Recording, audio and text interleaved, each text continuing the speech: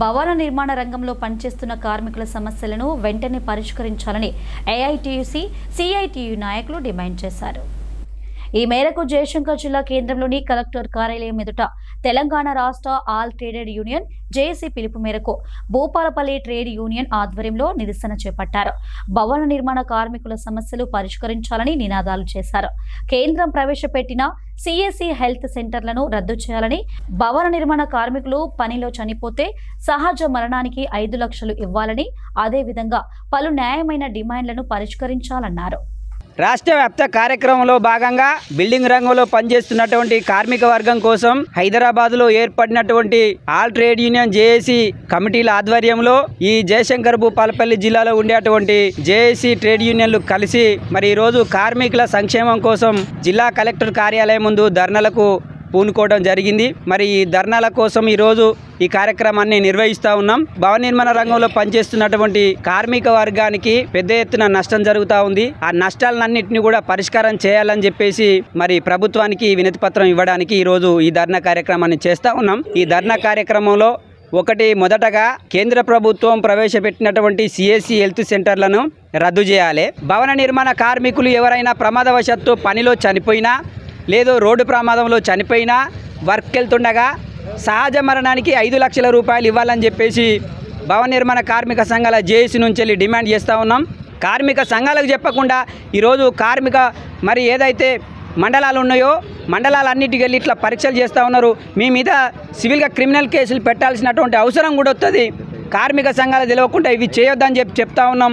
మరి హెల్త్ సెంటర్లను రద్దు చేయాలి. అవి మాకు ఉపయోగపడనటువంటి కార్యక్రమాలు కాబట్టి వెంటనే తక్షణం ఇది రద్దు చేయాలని చెప్పేసి రాష్ట్ర ప్రభుత్వాన్ని ఈ సందర్భంగా డిమాండ్ చేస్తూ ఉన్నాం. రాష్ట్ర కమిటీ పిలుపులో భాగంగా ఈరోజు భూపాలపల్లి జయశంకర్ జిల్లా దగ్గర భవన నిర్మాణ కార్మికులము జేఏసీగా ఫామ్ అయి ఈరోజు ధర్నా చేయడం జరుగుతూ ఉంది. దీని యొక్క ముఖ్య ఉద్దేశం రాష్ట్రంలో భవన నిర్మాణ కార్మికులకు సంబంధించినటువంటి సంక్షేమ బోర్డులో సంబంధించినటువంటి సంక్షేమ ఫండ్స్ అన్నీ కూడా ఇవాళ ప్రైవేట్ ఇన్సూరెన్స్ వాళ్ళకి ఇచ్చినటువంటి పరిస్థితి ఉంది. ముఖ్యంగా భవన నిర్మాణ కార్మికులకు సంబంధించి సిఎస్సి సెంటర్ల ద్వారా 446 కోట్ల రూపాయలు అప్పనంగా భవన నిర్మాణ కార్మికుల కడుపు కొట్టి ఇవాళ సిఎస్ సెంటర్లకు ఇచ్చినటువంటి పరిస్థితి ఉంది. ఏదైతే భవన నిర్మాణ కార్మికులకు సంబంధించినటువంటి 346 కోట్ల రూపాయలను ఇన్సూరెన్స్ కంపెనీలకు కూడా ఇచ్చి యాక్సిడెంటల్ కానీ న్యాచురల్ డెత్ కానీ అదేవిధంగా 4 దెబ్బ తగిలినప్పుడు ఏదైతే 3 నెలల రెస్ట్కు సంబంధించినటువంటి ఇలాంటి 4 సంక్షేమ పథకాలను ఇన్సూరెన్స్ వాళ్ళకి ఇచ్చి భవన నిర్మాణ కార్మికుల యొక్క కడుపు కొట్టినటువంటి పరిస్థితి ఈ ప్రభుత్వానికి కనపడుతూ ఉంది. భవన నిర్మాణ కార్మికులకు అడ్డ స్థలాలు లేవు. ఇక్కడ భవన నిర్మాణ కార్మికులకు ఒక స్థలం ఉంచి ఇప్పుడు కూడా దాని మీద కూడా నిమ్మకు నీరెత్తినటువంటి అధికారులు కానీ ప్రభుత్వం కానీ చూస్తూ ఉంది. భవన నిర్మాణ కార్మికులకు ఇక్కడ అడ్డాలు ఉండాలి, మౌలిక సదుపాయాలు ఉండాలి. వాళ్ళకు సంబంధించి భూపాలపల్లిలో ఎక్కువ సంఖ్యలో ఉన్నటువంటి రంగం ఏదన్నా ఉంది అంటే భవన నిర్మాణ కార్మిక సంఘం అని మేము చెప్తా ఉన్నాం. అసంఘటిత రంగంలో 54 రకాల కార్మికులు ఇలా భవన నిర్మాణ రంగంలో ఇమిడి ఉన్నారు. కాబట్టి తక్షణమే ఈ ప్రభుత్వం కానీ అధికారులు కూడా స్పందించి మీరు దీన్ని పరిష్కారం చేయకపోతే ఇప్పుడు చలో హైదరాబాదు వచ్చే నెల 5వ తారీఖు నాడు పెద్ద ఎత్తున జిల్లా నుంచి కూడా భవన నిర్మాణ జేఏసీ సంఘాలతోటి కూడా ఇక్కడ కార్యక్రమాలు చేసి ఈ జిల్లా కలెక్టరేట్ ముందు కూడా దశల వారీగా పోరాటాలు చేస్తాం.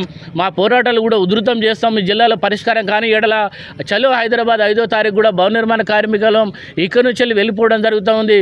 కాబట్టి ఇప్పటికైనా ఈ ప్రభుత్వం కేంద్ర రాష్ట్ర ప్రభుత్వాలు స్పందించి అధికారులు స్పందించి భవన నిర్మాణ కార్మికుల యొక్క న్యాయమైన డిమాండ్లను పరిష్కరించాలని ఇలా జేఏసీ ద్వారా అదేవిధంగా తెలంగాణ భవనం మరియు ఇతర కార్మిక సంఘాల జేఏసీ ద్వారా ఈరోజు మేము డిమాండ్ చేస్తూ ఉన్నాం.